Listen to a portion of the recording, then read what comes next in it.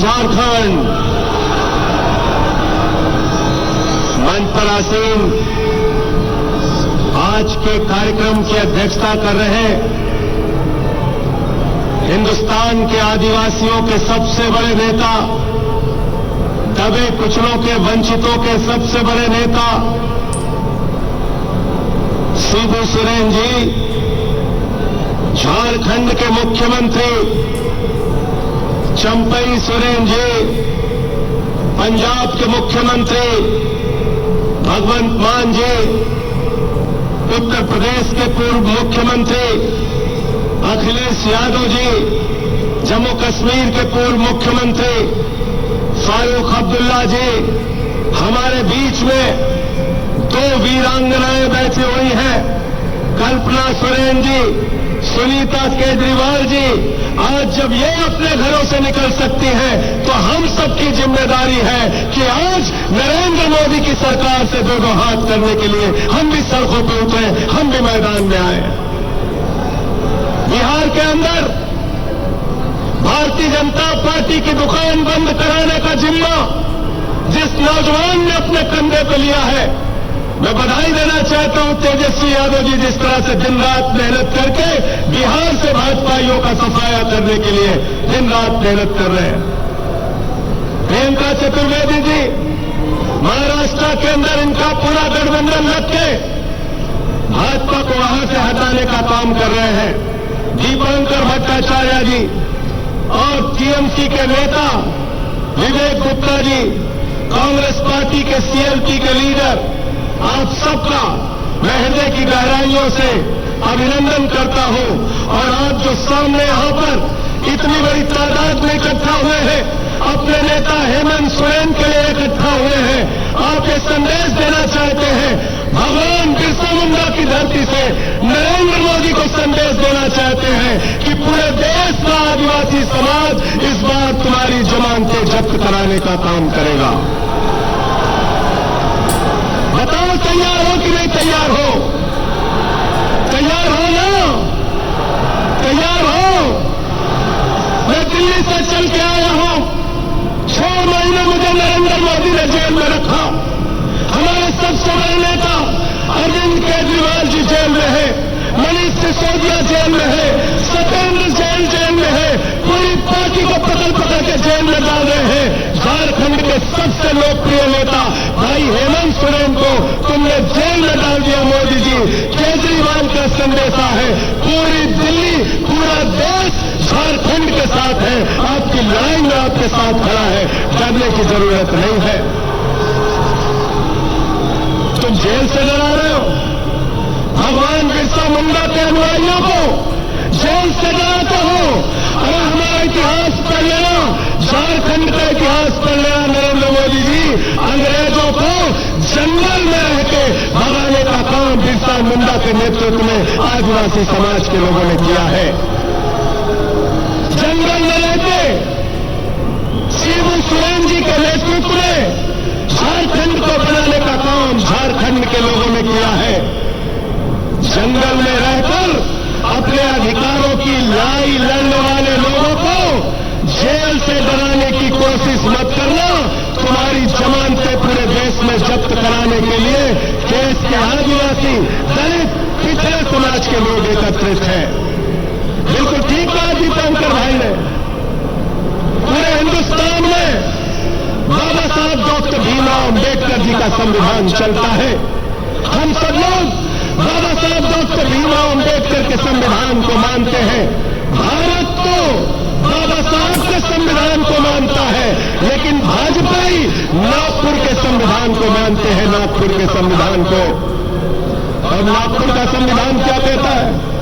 नागपुर का संविधान कहता है दलितों का आरक्षण खत्म करो, आदिवासियों का आरक्षण खत्म करो, पिछड़ों का आरक्षण खत्म करो, चुनाव खत्म करो, नरेंद्र मोदी की तानाशाही इस देश में लाओ। मैं आपसे कहना चाहता हूं, ये अंतिम चुनाव है मेरे भाइयों। इस बार चुनाव में इनकी जमानतें जब्त कराकर इनको हराने का काम करना और कहना हम देश का संविधान बदलने नहीं देंगे। बताओ इस लड़ाई में आप लोग तैयार हो? हाथ उठा के संविधान के लिए तैयार हो? लोकतंत्र को बचाने के लिए तैयार हो? अरे वोट की ताकत जो आपसे छीनी जा रही है, उस ताकत को बचाने के लिए तैयार हो ना? आरक्षण को जो खत्म करने की भाजपा ने कोशिश की है, उसको बचाने के लिए तैयार हो कि नहीं हो? क्या कहते हैं भाजपाई? अयोध्या से इनका कैंडिडेट है लल्लू सिंह, वो कहता है 400 सीट दे दो, संविधान बदलना है। ज्योति मिर्धा बीजेपी की प्रत्याशी कहती है 400 सीट दे दो, संविधान बदलना है। अनंत हेगड़े भारतीय जनता पार्टी की सरकार का पूर्व केंद्रीय मंत्री कहता है 4 सीट दे दो, संविधान बदलना है। अभी अरुण गोविंद ने मेरठ में कहा 400 सीट दे दो, संविधान बदलना है। याद रखना, ये संविधान बदलेंगे तो आरक्षण खत्म करेंगे, ये संविधान बदलेंगे तो चुनाव में जो वोट देने की आपकी ताकत है उसको खत्म करेंगे। बिहार में लड़े थे तेजस्वी यादव जी, 2015 के चुनाव का रिकॉर्ड उठा के देख लेना। मोहन भागवत ने कहा था आरक्षण खत्म होना चाहिए, आरएसएस के नेता ने कहा, मोहन वैद्य ने कहा आरक्षण खत्म होना चाहिए। मैं कहना चाहता हूं, जब तक हम लोग इस धरती पर जिंदा है, आरक्षण का अधिकार, संविधान का अधिकार हम खत्म होने नहीं देंगे। तैयार होना। भाजपा ये भ्रष्टाचार के खिलाफ बोलते हैं, नरेंद्र मोदी जी भ्रष्टाचार के खिलाफ बोलते हैं। हेमंत सोरेन जी को झूठे आरोप में जेल में डाल दिया, अरविंद केजरीवाल को झूठे आरोप में जेल में डाल दिया। भ्रष्टाचार के खिलाफ नरेंद्र मोदी जी बोलते हैं, भ्रष्टाचार के खिलाफ भाजपाई बोलते हैं, तो लगता है ओसामा बिन लादेन और डाकू गब्बर सिंह अहिंसा को उपदेश दे रहा है। ओसामा बिन लादेन और डाकू गब्बर सिंह अहिंसा को उपदेश दे रहा है। 2014 के बाद इस देश के अंदर एक मोदी वाशिंग पाउडर निकला है, मोदी वाशिंग पाउडर। वो चुटकियों में सारे दाग धुल देता है, चुटकियों में सारे दाग धुल देता है। इस मोदी वाशिंग पाउडर ने कहा अजीत पवार के ऊपर 70,000 करोड़ का घोटाला लगाया, आरोप लगाया, खुद प्रधानमंत्री ने लगाया, बीजेपी के साथ शामिल कर लिया। छगन भुजबल को भ्रष्टाचार का आरोप लगाया, बीजेपी के साथ शामिल कर लिया। हसन मुश्रीफ पर भ्रष्टाचार का आरोप लगाया, बीजेपी के साथ शामिल कर लिया। अशोक चौहान पर भ्रष्टाचार का आरोप लगाया, बीजेपी के साथ शामिल कर लिया। नारायण राव पर भ्रष्टाचार का आरोप लगाया, बीजेपी के साथ शामिल कर लिया। मुकुल राय सुवेंदु अधिकारी पर भ्रष्टाचार का आरोप लगाया, बीजेपी के साथ शामिल कर लिया। हेमंत विश्व शर्मा पर भ्रष्टाचार का आरोप लगाया, बीजेपी के साथ शामिल कर लिया।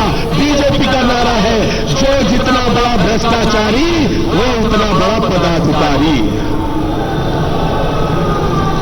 गलत तो नहीं कह रहा हूं, गलत तो नहीं कह रहा हूं। जितने भ्रष्टाचारी है आज मोदी जी कहते हैं भ्रष्टाचारियों को नहीं छोड़ूंगा, ये मोदी की गारंटी है। मैंने कहा मोदी जी बिल्कुल आप ठीक कहते हैं, आप एक भी भ्रष्टाचारी को नहीं छोड़ेंगे, ये मोदी की गारंटी है। भ्रष्टाचारियों को नहीं छोड़ूंगा, इस बात की गारंटी है। पूरब से लेकर पश्चिम तक, उत्तर से लेकर दक्षिण तक सारे भ्रष्टाचारियों को बीजेपी में शामिल करूंगा, इस बात की गारंटी है। गलत तो नहीं कह रहा हूं। सारे बेईमान कहां हैं आज? सारे बेईमान किस पार्टी में? जोर से बोलिए, जोर से बोलिए। बीजेपी में, बीजेपी में। और भ्रष्टाचार के खिलाफ प्रधानमंत्री बोलते हैं, भ्रष्टाचार के खिलाफ आवाज उठाते हैं। अभी हमारे भाई सीएलपी के लीडर कह रहे थे बुजुर्गों के लिए पेंशन की योजना आप लेके आए, स्कूल बनाया, अस्पताल बनाया। केजरीवाल जी प्रचार करते हैं, कहते हैं स्कूल बनाएंगे, अस्पताल बनाएंगे। हेमंत सोरेन जी प्रचार करते हैं, कहते हैं स्कूल बनाएंगे, अस्पताल बनाएंगे, बुजुर्गों को पेंशन देंगे, आदिवासी समाज के लिए काम करेंगे, दलितों के लिए, पिछड़ों के लिए काम करेंगे।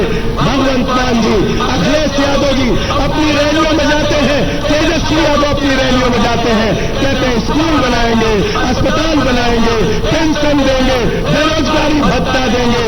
नरेंद्र मोदी जी चुनाव प्रचार में जाते हैं, कहते हैं भाइयों पाकिस्तान है तो शमशान होना चाहिए कि नहीं होना चाहिए? क्या कहते हैं? क्या कहते हैं? भाजपा इस शमशान बना सकते हैं, आपके बच्चों के लिए स्कूल और अस्पताल नहीं बना सकते, याद रखना।